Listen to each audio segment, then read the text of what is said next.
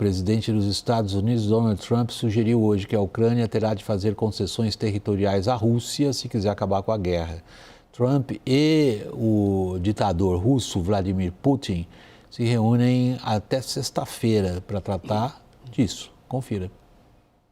Será a primeira vez que um presidente dos Estados Unidos se reúne com um líder russo em 4 anos. O estado americano do Alasca vai sediar as tratativas numa articulação que foi vista como uma concessão do Kremlin a Washington. I think it'll be good, but it might be bad.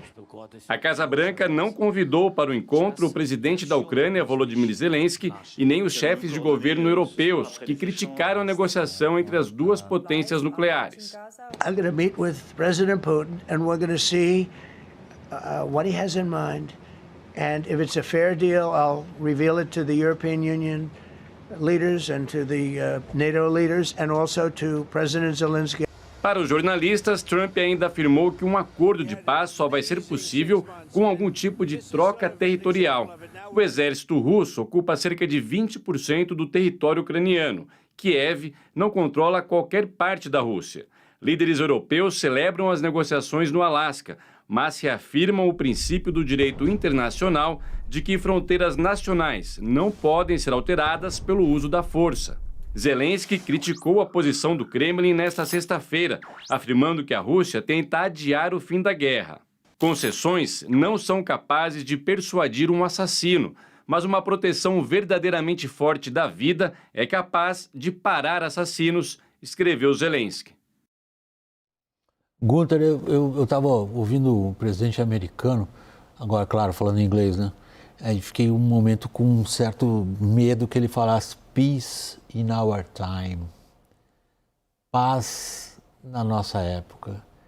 Que é o que os dirigentes das então grandes potências aliadas antes da Segunda Guerra disseram, quando entregaram a Tchecoslováquia a Hitler. Tem uma semelhança entre 1938, na Conferência de Munique, e o que acontece agora. Naquela época, discutiu-se e o pessoal da Tchecoslováquia não estava na mesa.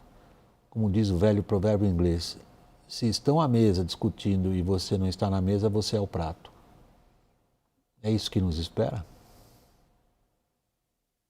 Bom, infelizmente, William, tem um paralelo muito forte com o 38, principalmente por esse ponto que você disse, que já vai ser a terceira vez, né, que americanos e russos se encontram para conversar sobre a Ucrânia e não está a Ucrânia na mesa. E Putin vem, na verdade, Putin junto com Sergei Lavrov, seu ministro das Relações Exteriores, são mestres em conseguir reverter a situação para parecer que o outro lado é que não quer negociar. E é isso que os dois vêm tentando fazer, convencer Putin, né, convencer Trump de que o outro lado não quer. Desde aquela sexta-feira, daquele bate-boca, 28, né, de fevereiro, ali no Salão Oval, o Zelensky mudou de atitude para tentar fazer com que o Trump percebesse que é Putin que não quer negociar. Mas não é bem isso que o Trump está vendo. Ele tem feito essas declarações que nos 2 primeiros minutos, ele ainda falou hoje, nos 2 primeiros minutos eu vou saber se ele está querendo paz ou não, mas eu acredito que caminha para isso, que ele vai aceitar, né, condições que Putin vai impor para parecer que a Ucrânia, Zelensky, que não quer aceitar uma negociação de paz e aí essa guerra continuar. Há um fator curioso para quem, como todos nós, observamos a ênfase que o Trump põe em si mesmo como um brilhante negociador. Ele mesmo diz em público aquilo que poderia ser o ponto final de uma negociação.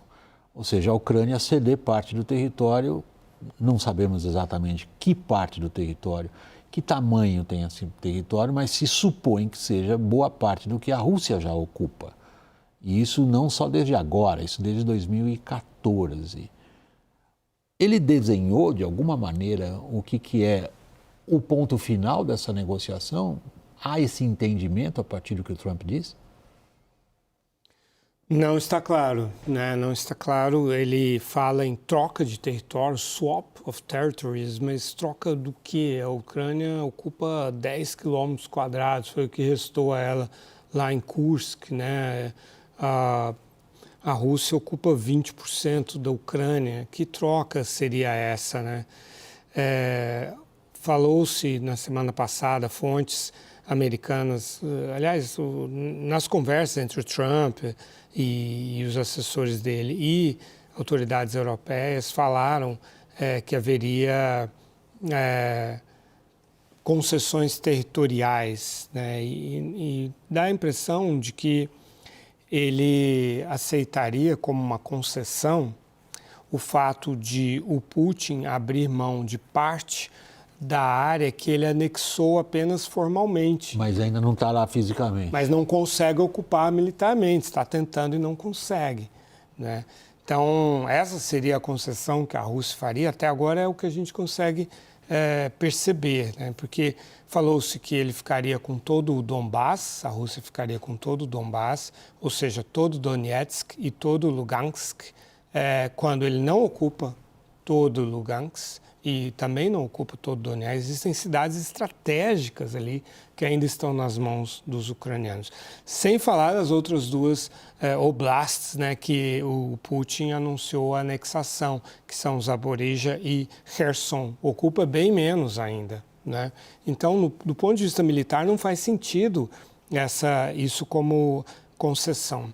E hoje, quando o Trump falava, ele disse assim, eu me dou muito bem, eu vou revelar, como ele disse aí, vou revelar aos europeus, vou revelar, né, um termo meio messiânico, né, vou revelar aos Zelensky aquilo que eu conversei, vou ligar para eles, eu me dou muito bem com eles. E aí ele disse o seguinte, eu me dou muito bem com o Zelensky, I get along with Zelensky, mas, você sabe, eu discordo com o que ele fez, com o que ele tem feito, muito, muito gravemente. Essa guerra nunca deveria ter acontecido. Está pondo a culpa no Zelensky. Parece que ele está falando do Putin, mas ele está falando do Zelensky. Então, ele voltou, depois de passar um período ali criticando o Putin, e aí hoje ele disse também, eu vou dizer para o Putin que ele tem que parar essa guerra e tal, vou dizer sim e tal.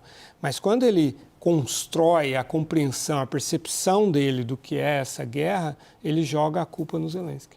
Gunther, quando a gente olha a situação no campo de batalha, parece haver uma espécie de consenso entre os analistas, os especialistas nessas questões militares e operações militares, que a Rússia, embora avance lentamente, tem uma vantagem que seria irrecuperável do lado ucraniano, que é a carência de gente para lutar.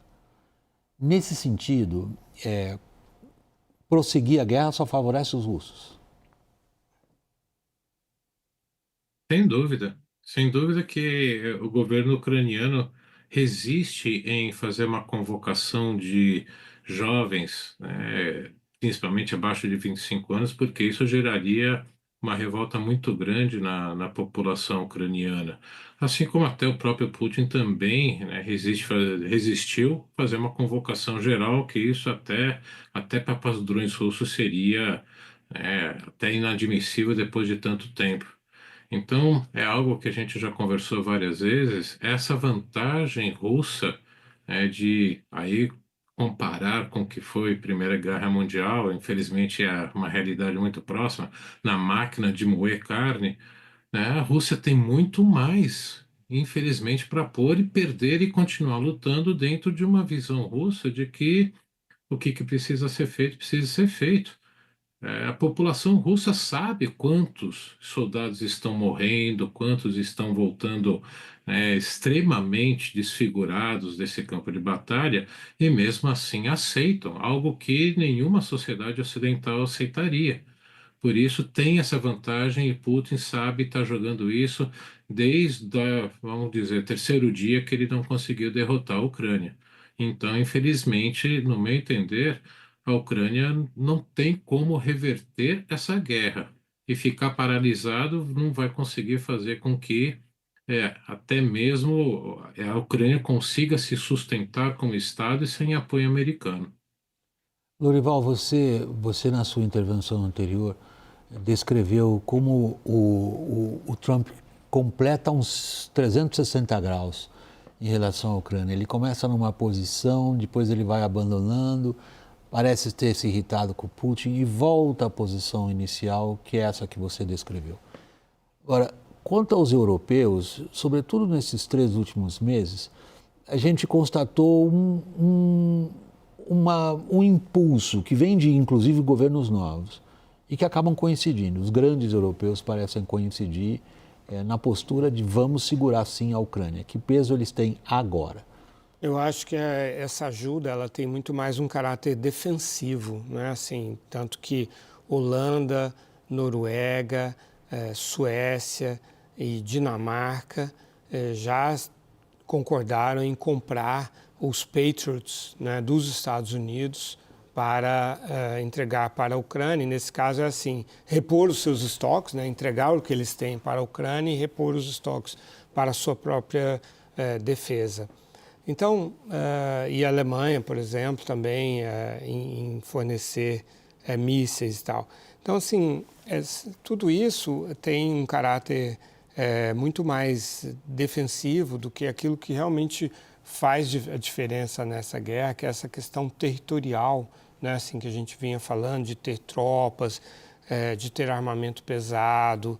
É claro que a parte defensiva é fundamental também, mas ela não muda esse jogo. Então, acho que o que a Europa pode ajudar a Ucrânia agora é prolongar essa guerra, adiar essa submissão à Rússia, porque o objetivo da Rússia é isso, é submeter a Ucrânia politicamente.